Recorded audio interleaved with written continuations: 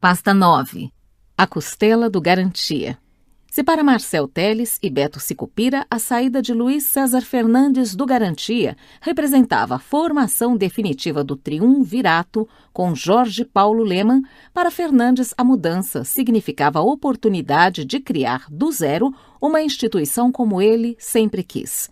Ao lado dos novos sócios, ele poderia aproveitar sua experiência para desenvolver o seu próprio sonho grande. Ele tinha à sua frente uma miríade de possibilidades. Sua escolha foi copiar a cultura do Garantia. Como controlador do Pactual, Fernandes levou para o novo banco tudo o que aprendera com Jorge Paulo Lemann: meritocracia, partnership, ambiente competitivo, avaliações semestrais, bônus agressivos. Tudo isso foi adotado na nova instituição, um modelo que seria perpetuado no Pactual até a sua venda em 2006 para o suíço UBS. Gilberto Sayão conheceu esse mecanismo por dentro. Entrou no Pactual em 1991 como estagiário, recém-formado em engenharia pela PUC do Rio de Janeiro. 3 anos depois, já era um dos sócios da instituição. Em 2012, aos 41 anos e à frente da gestora de recursos 20 Partners, Sayão falou sobre as semelhanças entre o Garantia e o banco, onde trabalhou por quase 2 décadas. Abre aspas, os conceitos de partnership e meritocracia eram a espinha dorsal do Garantia e eram também a espinha dorsal do Pactual. Não existia no Brasil esse negócio de você oferecer à sociedade bônus agressivo, fixo baixo e variável muito alto. Não existia isso de você pegar um cara jovem que não tinha experiência, como era o meu caso no banco, e dar oportunidade. Assim como no Garantia, no Pactual, desde o primeiro momento você já era elegível a bônus. Se me perguntar o meu salário na época, não sei nem responder. A grande referência era o bônus. Depois você podia virar associado e finalmente sócio. Comprava ações financiado pela tesouraria do banco e pagava com os seus bônus futuros. Um modelo igual ao do Garantia. E não tinha mordomia nenhuma. Carro, título de clube, esquece. É dinheiro, entendeu? E com o seu dinheiro, cada um faz o que quiser. Fecha aspas. Para bancos como Garantia e o novato Pactual, a instabilidade econômica do país nos anos 80 representava uma tremenda oportunidade. É bem verdade que era preciso lidar com uma série de planos econômicos. Cruzado em 1986, Bresser em 1987, Verão em 1989 e Collor em 1990. Mudanças de moeda, de cruzeiro para cruzado, de cruzado para cruzado novo e de cruzado novo para cruzeiro, e uma hiperinflação que atingiu espantosos 1973% em 1989. Enquanto a renda média do brasileiro praticamente ficou estagnada no período, os bancos ganharam dinheiro a rodo, em grande parte financiando a dívida do governo. Nesse cenário, o Pactual decolou. Nos 10 primeiros anos, seu crescimento médio anual foi de 33% e o patrimônio pessoal de Luiz César Fernandes beirava os 600 milhões de dólares. Tudo indicava que sua decisão de sair do Garantia e fundar o Pactual tinha sido a mais acertada. Na nova instituição, Fernandes provou ao mercado seu talento como banqueiro, criativo e ousado. Teve também a chance de dar o troco a Beto Sicupira, com quem se desentendera na saída do Garantia. Quando José Paulo Amaral, na época principal executivo da Lojas Americanas, avisou a Jorge Paulo Lemann, Marcel Teles e Beto Sicupira que não trabalharia na GP Investimentos, ele não disse que tinha um emprego em vista. Luiz César Fernandes o convidara para reestruturar a Mesbla, que havia pedido concordata, deixando 1.600 credores na mão, entre eles o Pactual. Amaral, que sabia do racha entre Fernandes e Beto Sicupira, achou melhor não comentar com um amigo qual era seu novo destino profissional. Combinou com os controladores da Lojas Americanas que deixaria a companhia e que faria a transição do cargo para o escolhido de Beto, Fersen Lambranho. Enquanto Amaral preparava sua saída, a notícia de que o executivo estava a caminho da Mesbla foi publicada nos jornais. Beto Sicupira ficou furioso e encarou a atitude de Amaral, seu compadre e companheiro de pescarias, como uma brutal traição. Abre aspas, Beto ficou chateado, fora de controle, achou que não devia ter acontecido nada daquilo. Fecha aspas, diz Amaral. O estrago estava feito.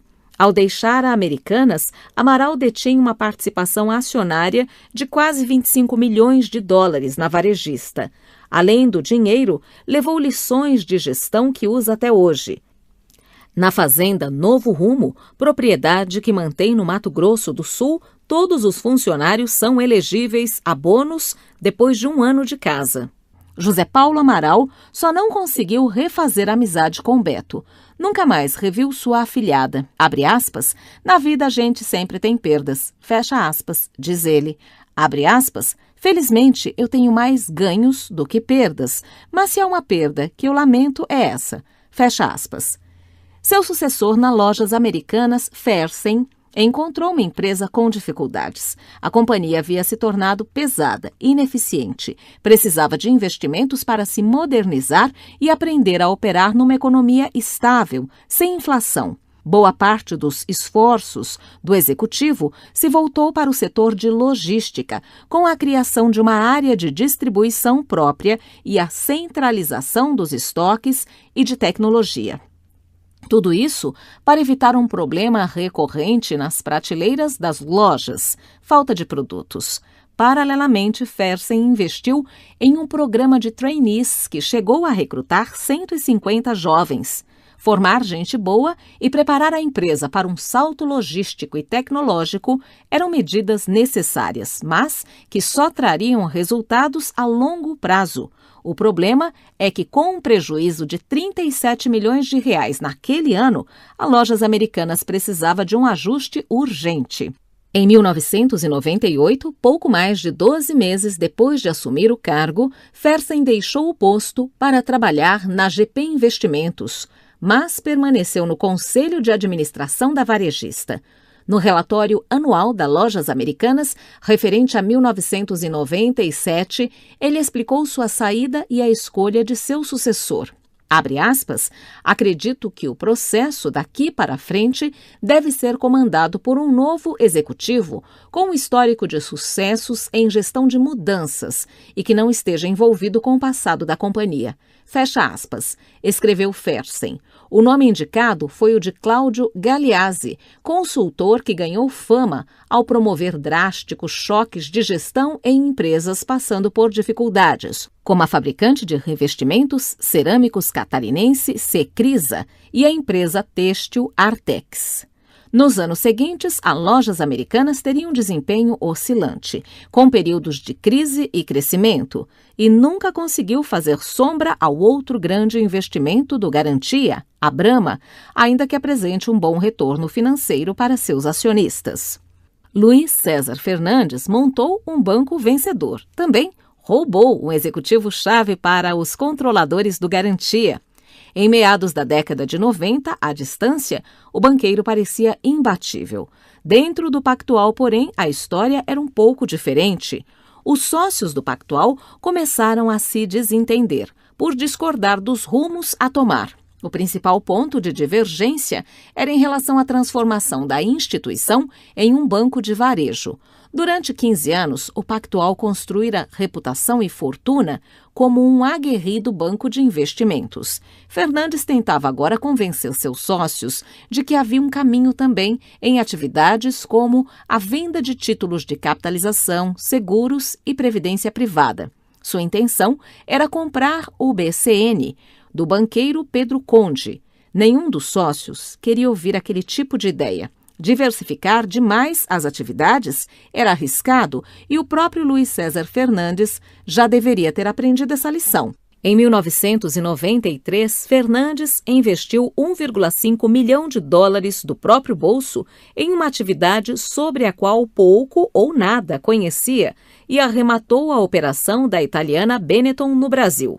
Abre aspas, no banco e na moda, você está sempre vendendo uma ideia. Fecha aspas, disse Fernandes em 1994, na tentativa de identificar uma inidentificável semelhança entre os dois setores.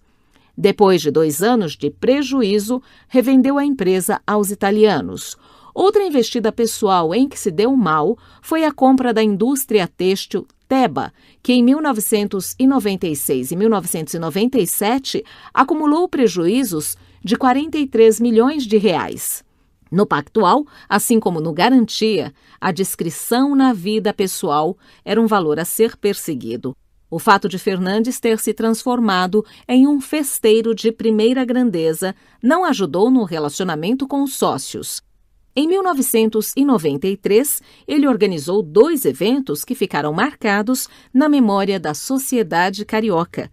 O primeiro foi uma festança para comemorar os 10 anos do Pactual.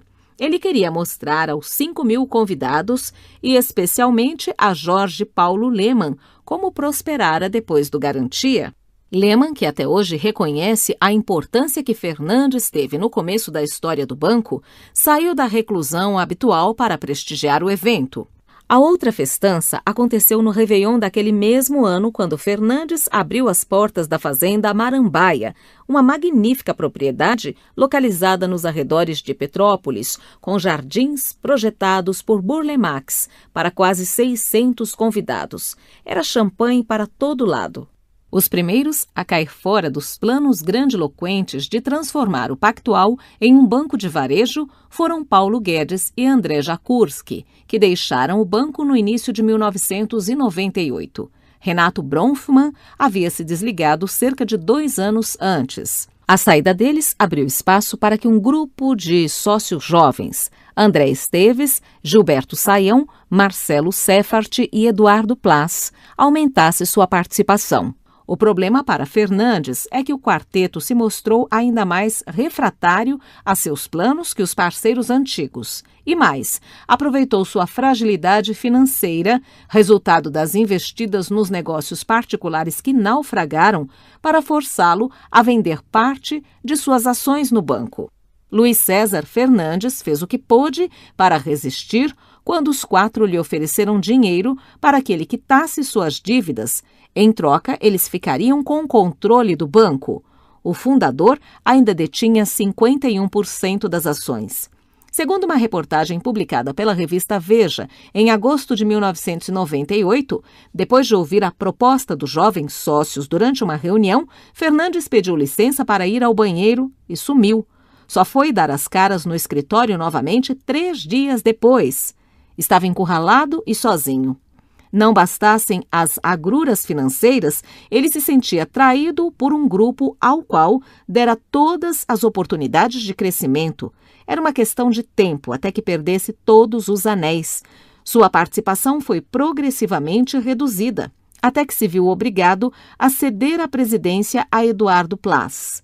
Em meados de 1999, Luiz César Fernandes vendeu suas últimas ações aos garotos, como ele chamava o quarteto antes da queda de braço.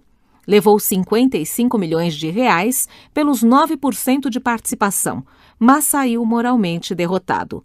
Os jovens sócios, que o destronaram, mantiveram a cultura de meritocracia emulada do Garantia. Assim como no banco criado por Jorge Paulo Lemann, o Pactual se transformou num trampolim para que jovens talentosos e ambiciosos, bem-nascidos ou não, fizessem fortuna.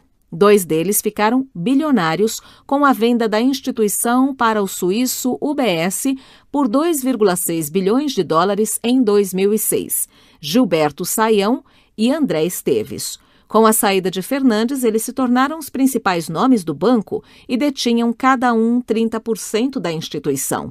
A venda garantiu a Esteves, um carioca nascido no bairro de classe média da Tijuca e formado em matemática, uma projeção global. O ex-operador se mudou para Londres com a família para chefiar o departamento de renda fixa do UBS. Uma vez exposto ao mercado financeiro mundial, Esteves começou a arquitetar seu próximo passo. A crise de 2008 afetou profundamente o UBS e o brasileiro enxergou uma oportunidade para tentar comprar o controle global do Banco Suíço, uma das fontes de financiamento que Esteves buscou para levar a empreitada adiante foi Jorge Paulo Lemann. Depois de alguma análise, Jorge Paulo recuou. A mal-sucedida tentativa de adquirir quem o havia comprado colocou Esteves numa saia justa com os suíços. Em 2008, ele teve de voltar ao Brasil. Fundou, então, o BTG, sigla que oficialmente significa Banking and Trading Group, mas que no mercado financeiro ganhou uma interpretação mais simbólica, Back to the Game. Em português, de volta ao jogo. Um ano depois de fundar o BTG, Esteves recomprou o Pactual por um valor muito abaixo do que havia vendido aos suíços. No BTG, André Esteves replicou a cultura baseada em meritocracia e sociedade. Trabalhador compulsivo, polêmico, arrojado e com trânsito invejável junto ao governo, em menos de 4 anos, Esteves fez do BTG Pactual o maior banco de investimentos do Brasil, atuando em mercados tão diferentes quanto private equity, administração de fortunas e varejo. Essa última atividade, resultado da compra do Pan-Americano, uma instituição atolada em dívidas. Para muitos que acompanham de perto a ascensão meteórica do banco, talvez Esteves esteja acelerando rápido demais. O estilo de Gilberto Sayão é um bocado diferente. Sem nenhuma intenção de sair do Rio de Janeiro, onde sempre morou, ele continuou à frente da Pactual Capital Partners, PCP, o fundo de private equity que administrava o dinheiro dos sócios do banco. Quando as amarras do acordo de venda para os suíços acabaram, Sayão fundou a 20 Partners, uma administradora de recursos que hoje tem mais de 15 bilhões de reais sob gestão. Boa parte desse dinheiro é investida em empresas de diferentes setores, da moda ao agronegócio. Ter nas mãos um banco novamente é algo que Sayão diz não fazer parte dos seus planos.